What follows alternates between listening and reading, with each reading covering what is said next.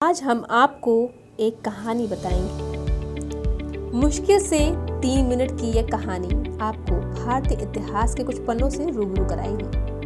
ये कहानी है दिल्ली की रायसीना पहाड़ियों पर बसे राष्ट्रपति भवन की। यह महज एक इमारत नहीं, जीता जागता उदाहरण है उस स्वाधीनता की लड़ाई का जिसमें हमारे और आपके न जाने कितने अपनों ने खुद को बलिदान कर दिया।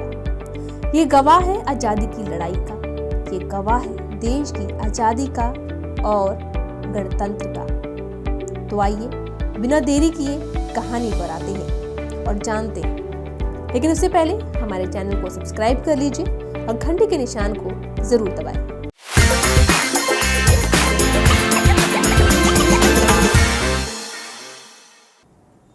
ब्रिटिश हुकूमत के वायसराय के लिए खास तौर पर बने इस महल को कैसे तैयार किया गया, कैसे यह आजादी के बाद राष्ट्रपति भवन के रूप में तब्दील हुआ। तो चलिए शुरू करते हैं कहानी। बात 1911 की है। अंग्रेजों ने कोलकाता की जगह दिल्ली को राजधानी बनाने का फैसला किया।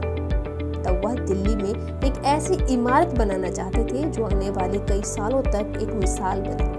अंग्रेजों ने इसके लिए रायसीना की पहाड़ियों को चुना, जहां उन्होंने वायसराय के लिए एक शानदार इमारत बनाने का फैसला किया। इस इमारत का नक्शा तब के मशहूर आर्किटेक्ट एडविन लुटियंस ने तैयार किया। लुटियंस ने हर्बर्ट बेकर को 14 जून 1912 को इस आलीशान इमारत का नक्शा बनाकर भेजा। जगह मिल गई, नक्शा तैयार हो गया और अब अंग्रेजों ने काम शुरू कर दिया। सबसे पहले 1911 से 1916 के बीच ब्रिटिश हुकूमत ने रायसीना और मालवा गांवों के 300 लोगों की करीब 4000 हेक्टेयर जमीन का अधिग्रहण किया। 4 साल में महल बनाने का प्लान था, लेकिन लग गए 17 साल। अब वायसराय के लिए महल को 4 साल के अंदर तैयार करने की योजना थी, लेकिन अब जब शुरू हुआ तो इसे बनने में 17 साल लग गए। 1912 में इसका निर्माण कार्य शुरू हुआ, 1929 में खत्म हुआ।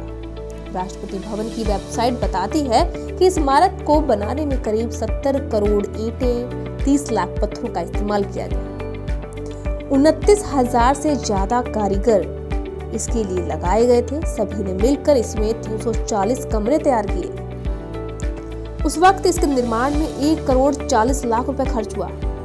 राष्ट्रपति भवन में प्राचीन भारतीय शैली, मुगल शैली और पश्चिमी शैली की झलक देखने को मिलती है। राष्ट्रपति भवन का गुंबद इस तरह से बनाया गया है कि दूर से ही नजर आता है। और जब बनकर महल तैयार हुआ 1929 में, जब ये आलीशान इमारत बनकर तैयार हो गई, तब भारत की आखिरी वायसराय लॉर्ड माउंटबेटन अपनी पत्नियों के साथ इसमें पहुंचे। वो इसे देखकर चौंक गए। कहा जाता है कि उन्होंने इतनी भव्य इमारत को पूरी तरह से देखने के लिए 1 हफ्ते का समय लिया। माउंटबेटन दूसरे नेताओं और अधिकारियों से यही मुलाकात करते थे। जब आजादी का आंदोलन तेज हुआ और अपने अंतिम चरण में पहुंचा, तो इसी इमारत में आजादी की इबारत लिखी गई। 15 अगस्त 1947 को भारत की आजादी के साथ ही वायसराय हाउस भी नए युग में पहुंच गया। आजादी के बाद 2 साल तक ये इमारत गवर्नमेंट हाउस के नाम से जानी जाती रही। आजाद भारत के पहले गवर्नर जनरल यही रहे। आजादी के बाद देश के पहले गवर्नर जनरल चक्रवर्ती राजा गोपालाचारी को रहने के लिए यह महलनुमा इमारत मिली। वो इसकी भव्यता और शान शौकत से परेशान हो गए, जिसे इतनी मेहनत से बनाया गया। जिस भवन को करोड़ों की संपत्ति लगाकर बनाया गया, वो इस महल की शान शौकत से परेशान हो गए। सोचने वाली बात है। राज गोपालाचारी ने कुछ दिन बाद ही यहाँ से जाने का मन बना लिया, लेकिन प्रोटोकॉल के हिसाब से ये मुमकिन नहीं हो पाया कि वो इस महल को छोड़ सके। बहुत ही रोचक तथ्य है। तब वो इसमें रहने की बजाय गेस्ट रूम में रहने लगे। सोचने वाली बात है कि इतने अच्छे भवन में शान शौकत को देखकर परेशान होना, करोड़ों की संपत्ति लगाकर इस महल को तैयार किया गया और इस महल में ना रहकर गेस्ट रूम में रहना पड़ा। 26 जनवरी 1950 को भारत गणतंत्र बना और देश के पहले राष्ट्रपति राजेंद्र प्रसाद बनाए गए। फिर 1950 में गवर्नमेंट हाउस को राष्ट्रपति भवन बदल दिया गया। राजेंद्र प्रसाद यहाँ रहने आए, लेकिन वो भी राष्ट्रपति भवन की शान और शौकत को अपना नहीं पाए। उन्होंने भी राजगोपालाचारी की परंपरा को जारी रखते हुए गेस्ट रूम में रहने का फैसला किया। गेस्ट रूम में रहने की परंपरा आज भी कायम है। राष्ट्रपति भवन को बनाने में भारत की प्राचीन शैली, पाश्चात्य शैली और मुगल शैली का प्रयोग किया गया। इसके खंभों में घंटियों को उकेरा गया। यह विचार कर्नाटक के मुदाबिद्री नामक स्थान पर स्थित एक जैन मंदिर से प्राप्त हुआ। इटली के रोम स्थित क्यूरनल पैलेस के बाद यह दुनिया का सबसे बड़ा निवास स्थान है। इस भवन में लगभग 340 कमरे हैं। राष्ट्रपति भवन के बैंक्वेट हॉल में एक साथ 104 लोग बैठ सकते हैं। राष्ट्रपति भवन में 750 कर्मचारी काम करते हैं, जिसमें 225 राष्ट्रपति के शौचालय में कार्यरत हैं। अब आते हैं बैंक्वेट हॉल पर।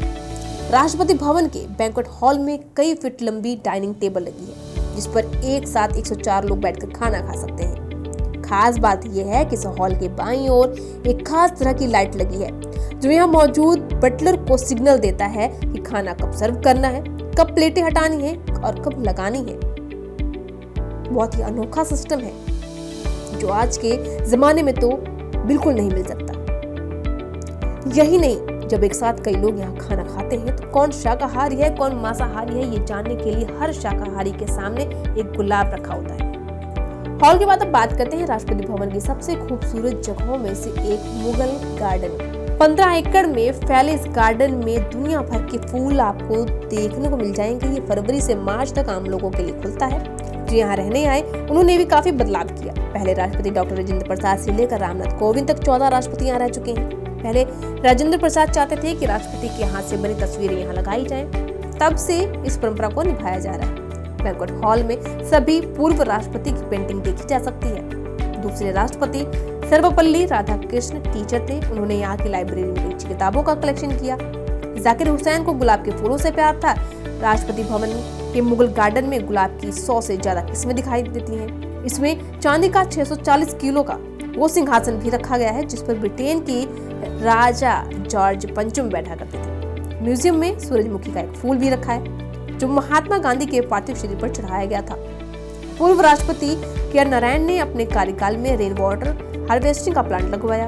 डॉक्टर APJ अब्दुल कलाम राष्ट्रपति भवन का एक कोना बच्चों के नाम करके गए। इसे चिल्ड्रन गैलरी कहा जाता है, जिसमें बच्चों की बनाई कलाकृतियां हैं। देश की पहली महिला राष्ट्रपति बनी प्रतिभा पाटिल, जिन्होंने यहाँ रोशनी परियोजना की शुरुआत की। तो ये है हमारा राष्ट्रपति भवन। और अब हमारे देश की 15वीं और पहली आदिवासी महिला बनी राष्ट्रपति द्रौपदी मुर्मू ने राष्ट्रपति भवन में शपथ ली। तो ये थी हमारे राष्ट्रपति भवन की खास विशेषताएं। आपको ये वीडियो कैसी लगी, आपके क्या विचार है, अपनी राय हमारे कमेंट बॉक्स में जरूर शेयर कीजिएगा।